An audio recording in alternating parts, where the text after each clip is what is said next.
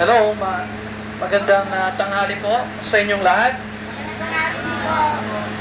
Salamat po sa pagkakataon na binigyan niyo po sa akin upang tayo po ay makapag-aral ng salita ng Diyos sa tanghaling ito. At ako po si Brother Bill at ang church po namin ay nandito sa Tuktukan.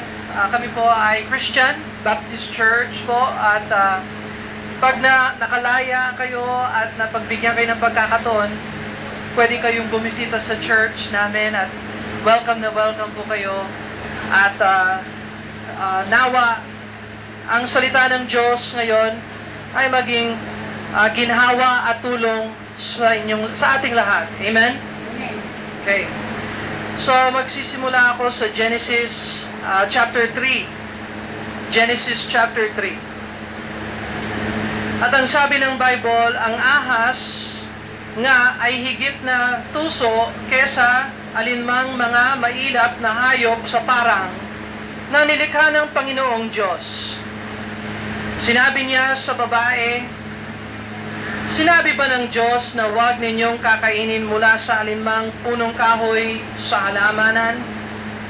At sinabi ng babae sa ahas, makakain namin ang bunga ng mga punong kahoy sa halamanan. Subalit, sinabi ng Diyos, huwag ninyong kakainin ang bunga ng punong kahoy na nasa gitna ng halamanan.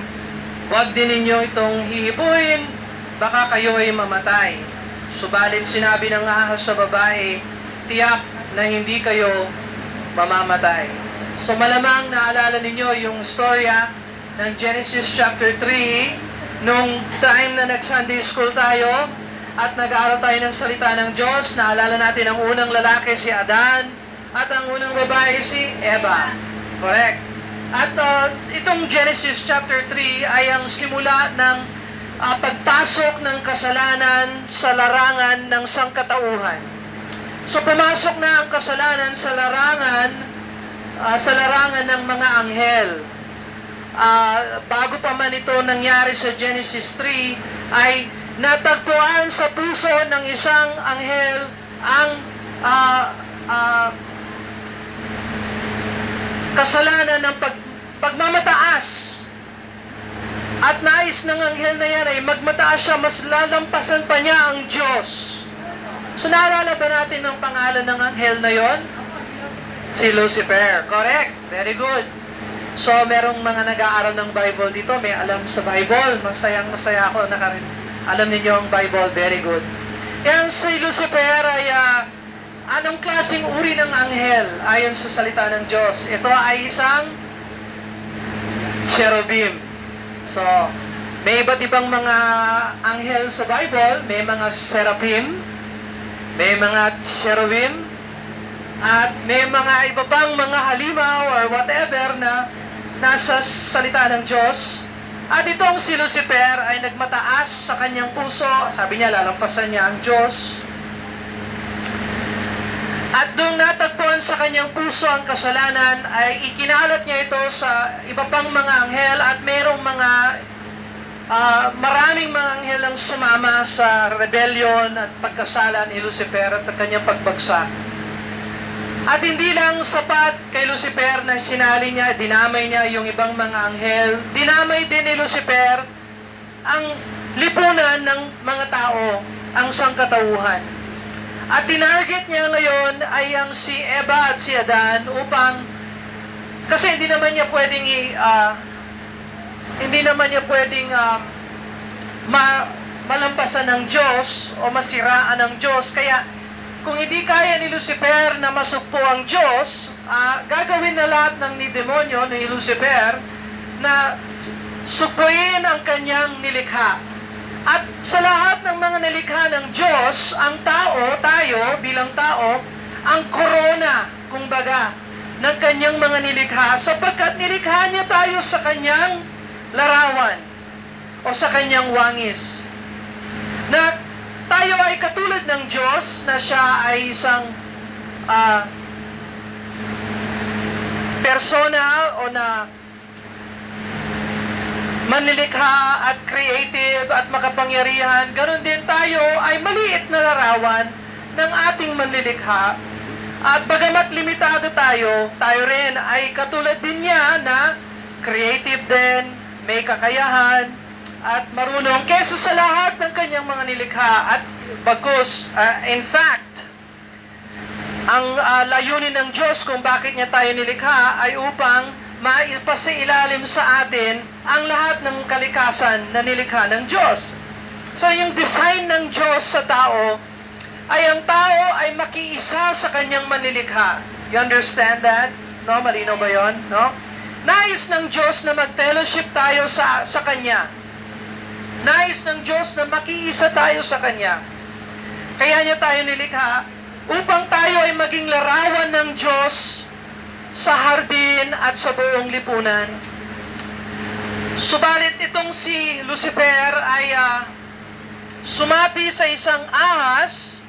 At kung papansinin mo yung Genesis 3, ang sabi ng Genesis 3, ang ahas nga ay higit na tuso kaysa alinmang sa mga mailap na hayop sa parang na nilikha ng Panginoong Diyos. So malamang ang ahas ay hindi pa katulad ng ahas na nakikita natin ngayon, na alam natin ngayon na gumagapang sa kanyang tiyan or whatever. Malamang meron siyang paa, malamang 4 na paa, pero at marunong siya magsalita.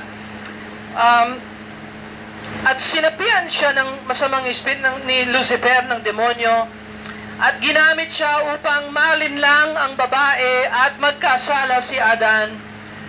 Pero ang sabi ng Bible dito, ang ahas nga ay higit na tuso kesa sa alinmang mga mailap na hayop sa parang na nilikha ng Panginoong Diyos. Sinabi niya sa babae, sinabi ba ng Diyos? So, tuwing nakikita natin si Satanas o si Lucifer sa salita ng Diyos, siya ay isang sinungaling at manlilindang. At mula pa sa simula, sinabi niya, sinabi ba ng Diyos? May kulang. May kulang. Sa Bible, sabi dito, ang ahas nga ay higit na tuso kesa sa alinmang mga mailap na hayop sa parang na nilikha ng Panginoong Diyos. So ano yung pangalan na ipinakilala sa atin ng Bible patungkol sa Diyos? Siya ay ang Panginoong Diyos. So, lagyan natin sa salin ng Hebreo na kung saan pinanggalingan ng Bible, ng Lumang Tipan, Jehovah Elohim. Yan ang pangalan ng Diyos, Jehovah Elohim. Panginoong Diyos. Lagay natin sa Tagalog. Lagay natin sa English. Lord God. Lord God. Jehovah Elohim. Panginoong Diyos. So, ang naglikha ng lahat ng mga bagay, maliban lang ang Diyos, ay ang Panginoong Diyos. Si Jehovah Elohim. Lord God. Pero nung sinabi ng ahas, nung nagtanong yung ahas kay Eva, sabi niya, sinabi ba ng Diyos? Iniwan niya ang napakahalagang pangalang Lord.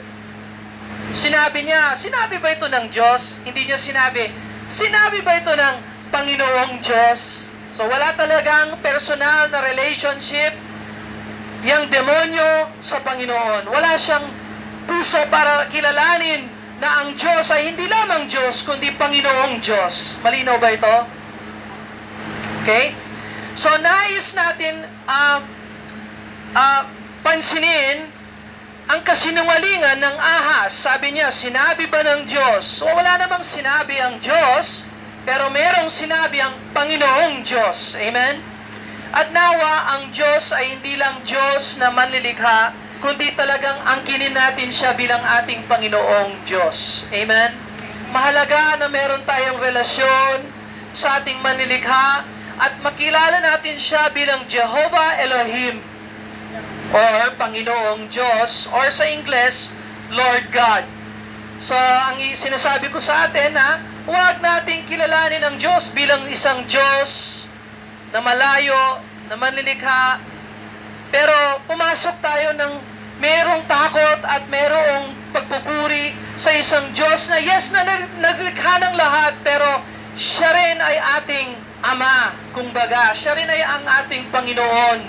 Siya rin ang ating Diyos na ating manilikha, na nagmamahal din sa atin. Amen? By the way, Nakalimutan ba tayo ng Diyos? No. Siya pa rin ay Jehovah Elohim o Panginoong Diyos at hindi niya tayo nakakalimutan at bagkos pinagbibigyan pa tayo ng pagkakataon makapag-aral ng kanyang salita. So, purihin ang Panginoong Diyos. So, ang sabi ng Bible dito, sinabi ba ng Diyos, huwag ninyong kakainin ang mula sa alinmang punong kahoy sa halamanan? Yan ang tanong ng ahas o ng demonyo sa loob ng ahas. At makikita natin dito kung ano ang layunin ng ahas. Well, ang layunin niya ay tanungin o lagyan ng question ang salita ng Diyos. So, nagsalita ba ang Panginoong Diyos? Meron ba siyang iniutos kay Adan na huwag gawin? Meron. At matatagpuan natin yon sa Genesis chapter 2, verse 17. So, before chapter 3, ito yung sinabi ng 2:17. Subalit mula sa punong kahoy ng pagkakakilala ng mabuti at masama ay huwag kang kakain. Sino nagsasalita? Si Lord God. Si Jehovah Elohim. Sinong kinakausap niya? Si Adan. Si Adan. So, nangangahulugan ang merong responsibility o ang merong sala ay hindi si Eva. Ang may sala ay si Adan sapagkat kinausap ni Jehovah Elohim si Adan at si Adan dapat ang kumausap sa kanyang asawa na si Eva. So anyway, nagtanong ang demonyo, nagtanong itong ahas na ito, totoo ba yung sinabi ng Diyos? Kung baga, yun ang pinapakita ng Bible natin, na by the way, sinulat ito ni Moses noong taong 1406, mga taong ganon. So, minus 2025, kasi 2025 na tayo, no? So, tingnan mo kung gaano katanda ang salita ng Diyos. At hindi lang sinulat ni Moses noong 1406 before Christ, BC, ang mga pangyayaring ito ay mula pa sa simula sa aklat ng Genesis. Alam niyo kung ilang taon? 6,137 years ago. So, sabi nila, Brother Bill, yung mundo natin, million years. No? Basahin mo ang Bible, gamitin mo ang chronology ng scriptures, ng salita ng Diyos, i-multiply mo, i-add mo yung mga taon, at ang haba ng mundo natin ay 6,137 years. Ngayong 2025 tayo. Sa mga pangyayaring ito ay 6,000 years ago, ang kasulatan nito noong 1406, nung sinulat ni Moses, at iningatan ng Diyos sa ilang mga siglo hanggang mailagay sa salin ng Tagalog, at ngayon mababasa natin. So, ang gusto kong ipakita sa inyo na ang ahas ay may isang layunin, at ang iisang layunin ng ahas ay magduda tayo sa salita ng Diyos. Malinaw ba ito? Nais ng demonyo, ng ahas, na magduda tayo sa salita ng Diyos. So, kumusta ang misyon ng ahas? Tayo ba ay nagdududa sa salita ng Diyos? Huwag naman sana. Huwag naman sana. Malamang siyempre sa mga pangyayari sa buhay natin, malamang meron tayong pagdududa, pero huwag naman sana lumamang ang pagdududa natin sa pag-ibig at pagmamahal at pag-asa ng salita ng Diyos. Amen? Nawa ang araw na ito ay maging isang araw na tayo ay manumbalik o magbalik loob sa isang Diyos na nagmamahal sa atin, na binigyan tayo ng salita ng Diyos upang ito ay maging gabay sa ating buhay at kaalaman ng layunin ng Diyos para sa bawat isa sa atin. Amen? Kaibigan, lahat tayo ay may layunin na nais na ibigay sa atin ng Diyos, at matatagpuan natin kung anong layunin ng Diyos sa kanyang salita. So, sana magkaroon kayo ng pagkakataon makakuha ng Bible. at basahin ito at matagpuan ninyo ang Panginoong yung pagpapala ng salita ng Diyos, matagpuan ninyo yung Panginoong Jesucristo na paksa ng salita ng Diyos ay ang Panginoong Jesucristo. So dito tayo sa garden. Sabi ng ahas, totoo ba yung sinabi ng Diyos? At sinabi ng babae sa ahas, makakakain namin ang bunga ng mga punong kahoy sa halamanan. Subalit, sinabi ng Diyos, huwag ninyong kakainin ang bunga ng punong kahoy na nasa gitna ng halamanan.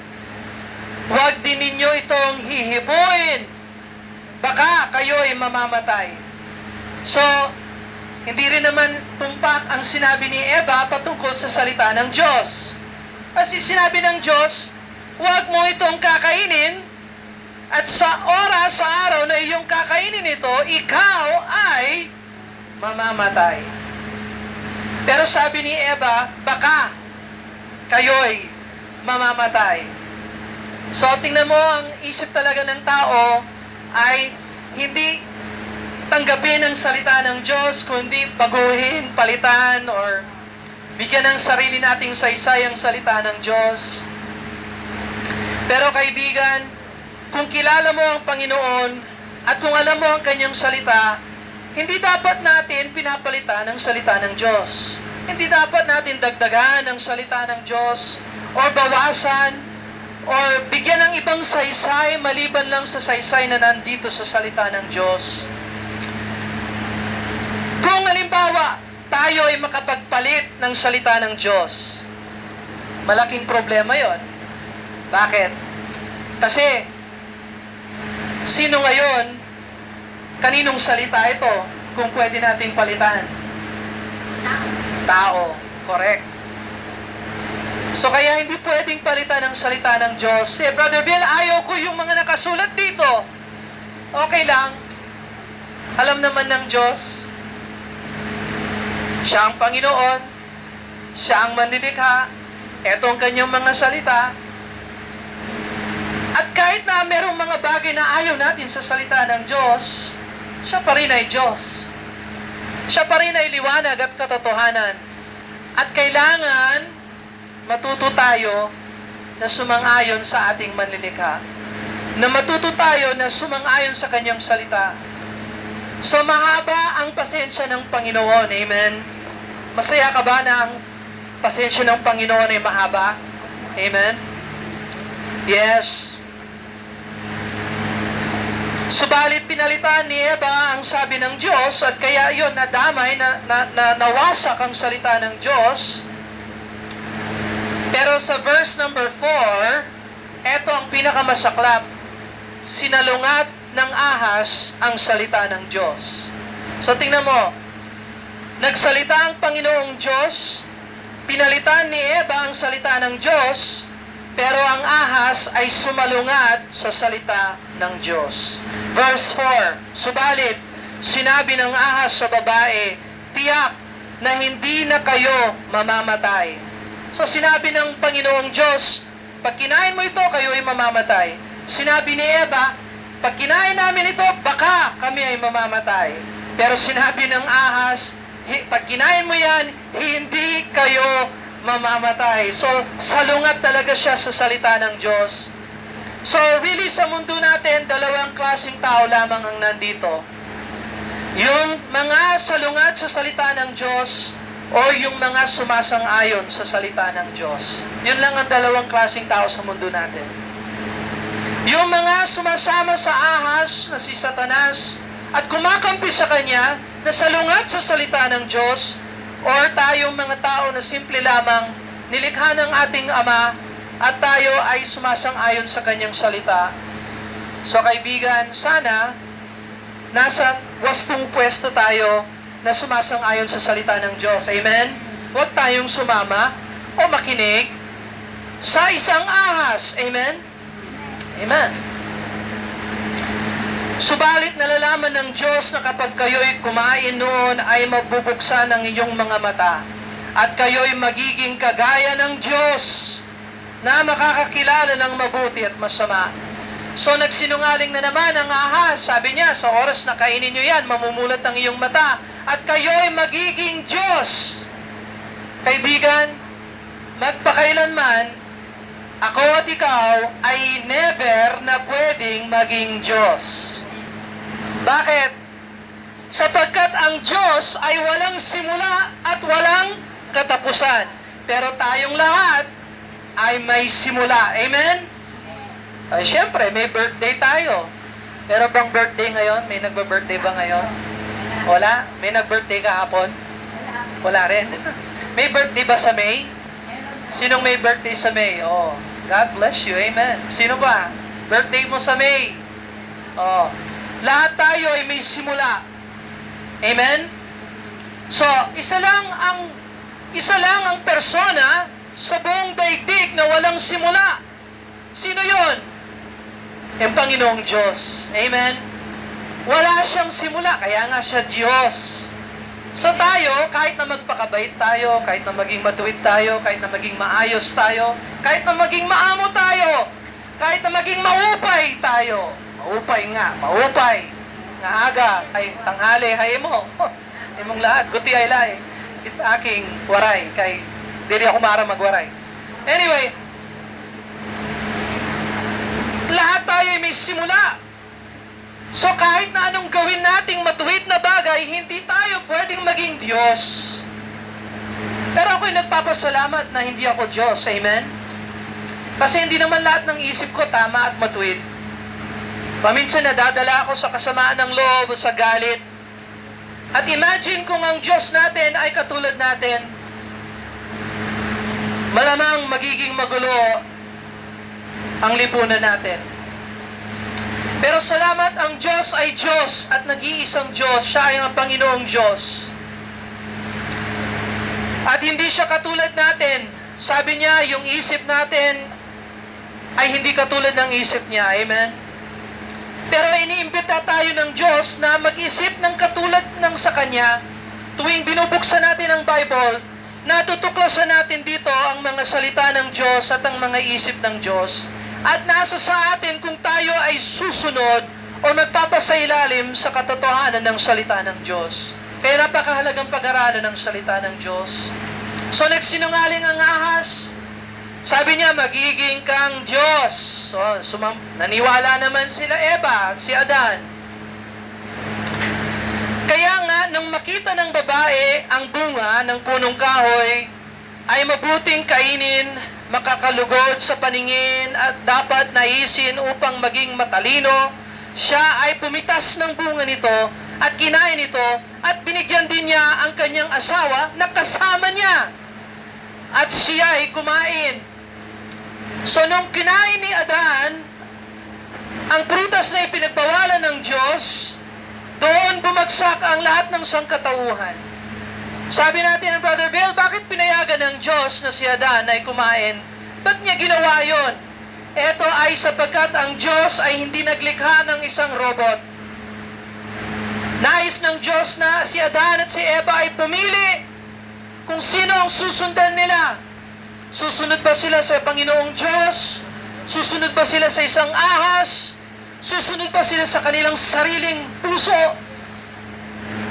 At dito natin makikita sa Genesis chapter 3, pinili ni Adan at ni Eva na sumunod sa kanilang sariling isip at sa kanilang sariling puso. Kaibigan, yan ang pagkakamali natin. Lahat tayo ay nagkakaroon ng ganong pagkakataon. Hindi ba? Sometimes pinipili natin yung sarili nating pag-iisip, sarili nating kagustuhan, sarili nating pananaw, at hindi natin binibigyang isip ang mga pinagbabawal ng Diyos o ang salita ng Diyos. Yes, alam natin nandiyan ang Panginoon, pero pinipili pa rin natin ang sarili nating kasalanan. Do you understand? Ito ay larawan ng puso ng tao. Amen? At sana matutunan natin yung tinuturo sa atin ang salita ng Diyos. Trust in the Lord. Lean not unto your own understanding. Huwag tayong magtiwala sa sarili nating pangunawa, sa sarili nating pananaw. Kaya sabi ng Bible, dahil sa kasalanan ng isang tao, pumasok sa lipunan ng kamatayan. At naipasa ang kasalanan sa bawat isa at kasama na roon ang kamatayan. Dahil ito sa kasalanan ng ating mga magulang, pinakaunang magulang, si Adan at si Eva. Kaya kaibigan, ang turo ng salita ng Diyos ay lahat tayo ay nagkasala. Ako, ang nangangaral sa inyo ay isang makasalanang tao. Kayo na nandito ay makasalanang tao. Yung pulis, makasalanang tao din yan. Yung hahatol na hukom sa inyo, yung judge, makasalanang tao din yan. Anong diferensya natin? Wala. Maski nandito ka, maski nasa labas ka, may antas ka man sa buhay, may pinag-aralan, may kakayahan o wala, lahat tayo ay makasalanan at lahat tayo ay nangangailangan ng Panginoong Jesucristo. Amen?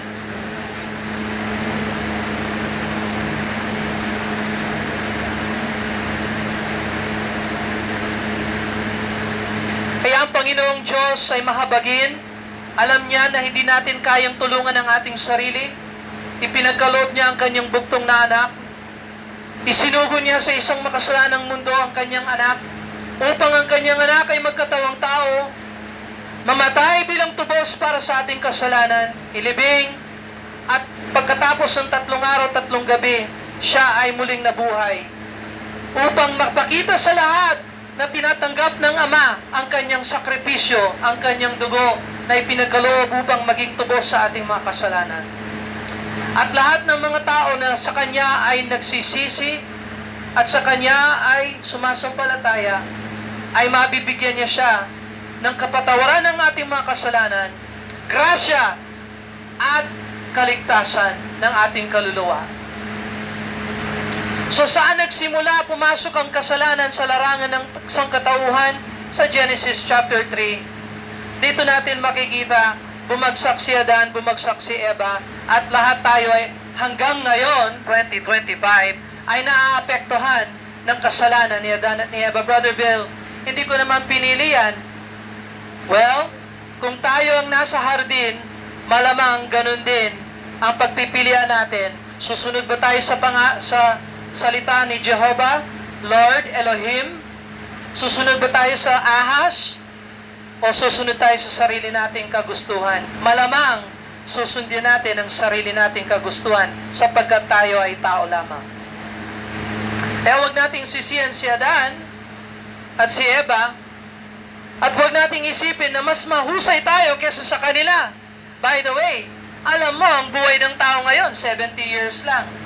Tapos kung malakas ang iyong katawan, 80 years ang iyong buhay. Si Adan, nabuhay yan, 900 plus years. Basahin mo ang Bible. Nabuhay yan ng matagal.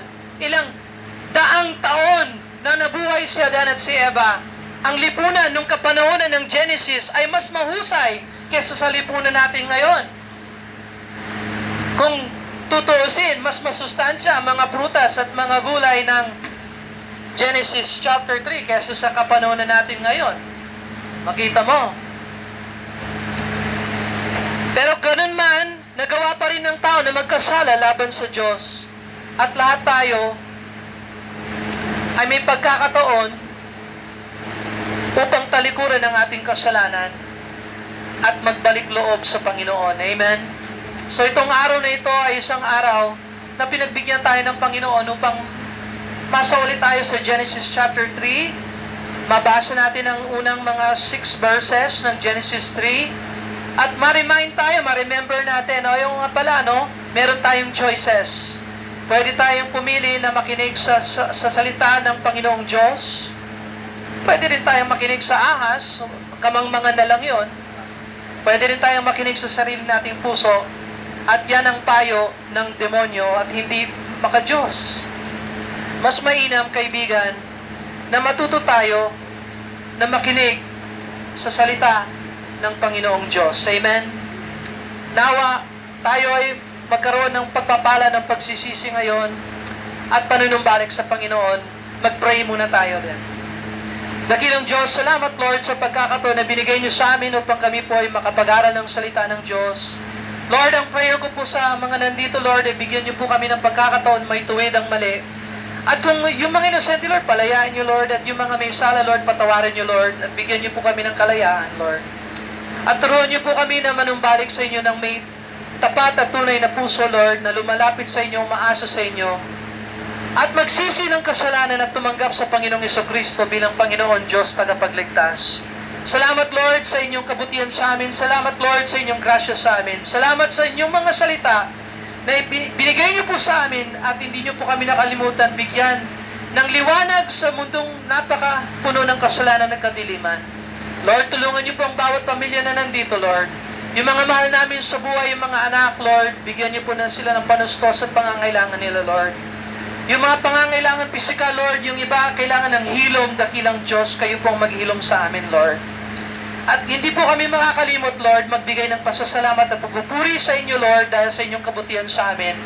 Ito po ang aming dalangin sa ngalan ng Panginoong Jesucristo. Amen. And amen. God bless you po. Salamat sa pakikinig ninyo sa salita ng Diyos. Salamat po.